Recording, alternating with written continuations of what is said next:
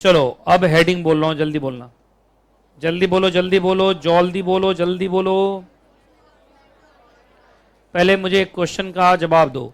क्या फॉरेन में जो आर्बिट्रल अवार्ड आया है, जैसे मान लो जापान में एक आर्बिट्रल अवार्ड आया और उस आर्बिट्रल अवार्ड में भारतीय कोई इन्वॉल्व है, तभी ना हम बात कर रहे हैं यार। अच्छा, दो जापानीज के बीच में झगड़ा हुआ, वहीं पर आर्बिट्रल अवार्ड आया, तो हमारा क्या मतलब उससे?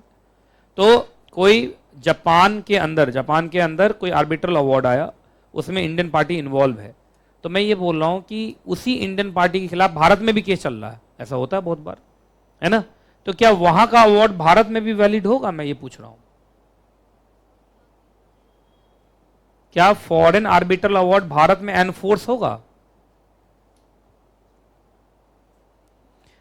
याद रखिएगा, सबसे पहले तुम लोग बताया था आर्बिट्रेशन एक्ट में, चलो जाओ तो पीछे जाओ, तो पीछे जल्दी से जाओ जहां स्टार्ट हुआ था। बताओ तो आर्बिट्रेशन एक्ट में कितने पार्ट हैं? 4 पार्ट होगा, 3 शेड्यूल होगा। पार्ट 1 किससे डील करता है, जल्दी देख के बताओ। अरे जल्दी, जो नहीं देख रहा हो बेवकूफ है अभी। पार्ट 1 किससे डील करता है? आर्बिट्रेशन। वहां लिखो ब्रैकेट में डोमेस्टिक आर्बिट्रेशन। यही बताने के लिए केस लॉ हो चुका है, हमें सीधा बता दिया। Part 1 is for what? Domestic arbitration. लिखा? तुम बस पार्ट 2, पार्ट 3, पार्ट 4। पार्ट 2 क्या है बताओ? Enforcement of. आ गया भाई, आ गया पार्ट 2। अरे आ गया ना पार्ट 2। तो बताइए पार्ट 1 लगेगा फॉरेन होते या पार्ट 2? पार्ट 2 लगेगा। आज सुनो पार्ट 2 में क्या कहा गया, इधर देख लो, सुनो इधर ध्यान से सुनिएगा। 2 कन्वेंशन हुए हैं। पहला कन्वेंशन का नाम बोलो, दूसरे कन्वेंशन का नाम बोलो। जैसे अभी न्यू दिल्ली में हुआ था G20, तो यहां पे आपने सुना होगा दिल्ली डिक्लेरेशन हुआ। यहां पे क्या वर्ड इन लोगों ने रखा? दिल्ली डिक्लेरेशन, जिसमें आपने सुना होगा कि जो अफ्रीकन कंट्रीज हैं, अफ्रीकन यूनियन को भी मेंबर बनाया गया। अगर आपको पता हो, दिल्ली में रहते हुए G20 में क्या हुआ बहुतों को पता ही नहीं है। उसको ये लगा कि रोड साफ हुआ है और 3 दिन की छुट्टी मिली थी, जिसमें NKJ क्लासेस ने हमें रगड़ दिया था पकड़ के, और 3 दिन तक हम पढ़ पढ़ के क्या हो गए थे? पागल हो गए थे, गालियों की बौछार किए थे हम सर पे, है कि नहीं? तुम लोगों को कोई फायदा नहीं हुआ था। क्या फायदा हुआ ना, हम पढ़े ही नहीं, बात खत्म कीजिए। जो पढ़ा होगा उसका तो मौजा ही मौजा है, जो नहीं पढ़ा होगा उसका तो बस सब कुछ खराब है। क्योंकि उस 3 दिन में बड़े अच्छे अच्छे चैप्टर्स निकले थे। मुझे लगता है उसी में मर्जर एंड अमलगमेशन निकला था, है ना? है ना? चलो खैर, तो बताइए जब भी कोई कन्वेंशन होता है, कन्वेंशन का मतलब कंट्रीज आपस में बैठती हैं। और सुनिए इधर, तो मान लो न्यूयॉर्क कन्वेंशन में 10 कंट्री थी और जिनेवा कन्वेंशन में मालूम चला 12 कंट्री थी, तो 12 10 22, तो 22 कंट्रीज ने आपस में बातचीत कर लिया कि तुम्हारे फॉरेन अवार्ड को हम अपने यहां क्या देंगे? वैलिडिटी देंगे, और मेरे फॉरेन अवार्ड को तुम अपने यहां क्या देना? वैलिडिटी देना। तो रेसिप्रोकल है ये। क्या है? रेसिप्रोकल।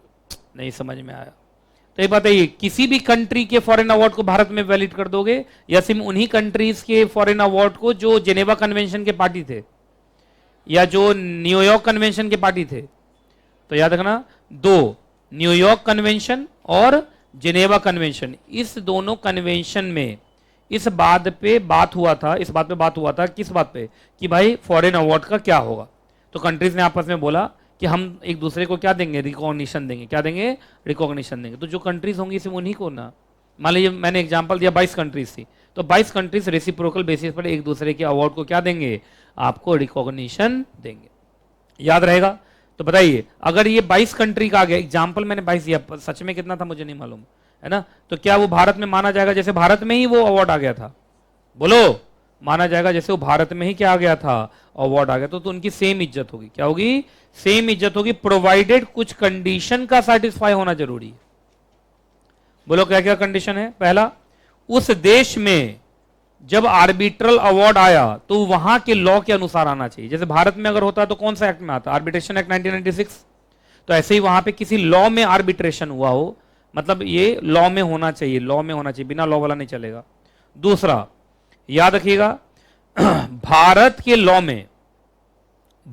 लॉ में उस अवार्ड को अगर हम लागू करें तो भारत का कोई भी लॉ उससे कॉन्ट्रावीन होना नहीं चाहिए। अब जैसे मालूम चला दूसरे देश का, वहां पे बोल दिया कि हाथ काट दो, तो भाई हाथ काट दो, ये तो क्रिमिनल वाला केस है। तो क्रिमिनल वाला अवार्ड तो भारत में चलता नहीं है। क्या आर्बिट्रेशन में भारत में क्रिमिनल चलता है? क्रिमिनल मैटर चलता है? तो फिर वो अप्लीकेबल नहीं हो पाएगा।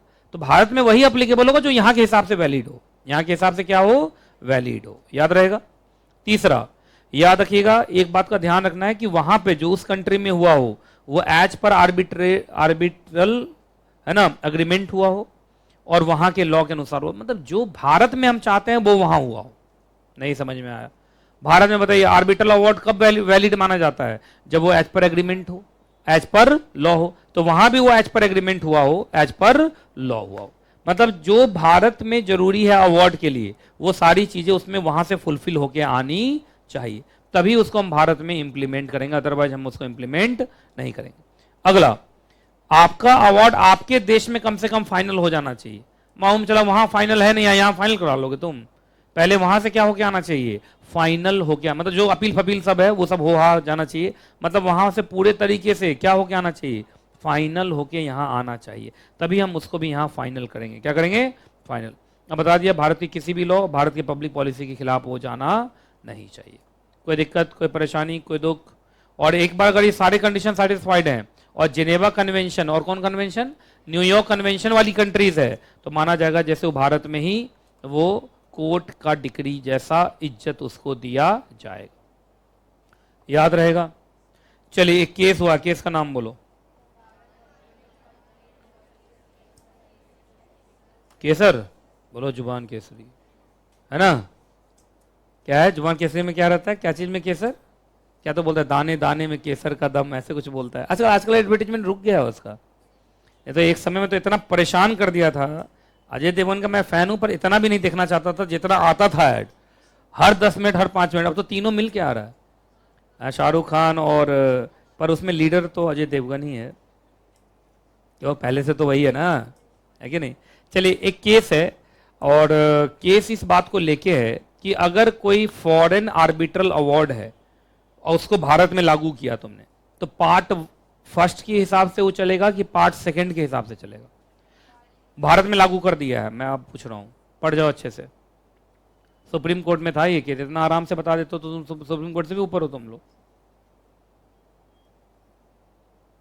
तो भारत में जब उसको लागू करेंगे तो पार्ट फर्स्ट के रूट से या पार्ट सेकंड के रूट से? कहां लिखा हुआ पार्ट सेकंड? पार्ट फर्स्ट लिखा हुआ है। अच्छा,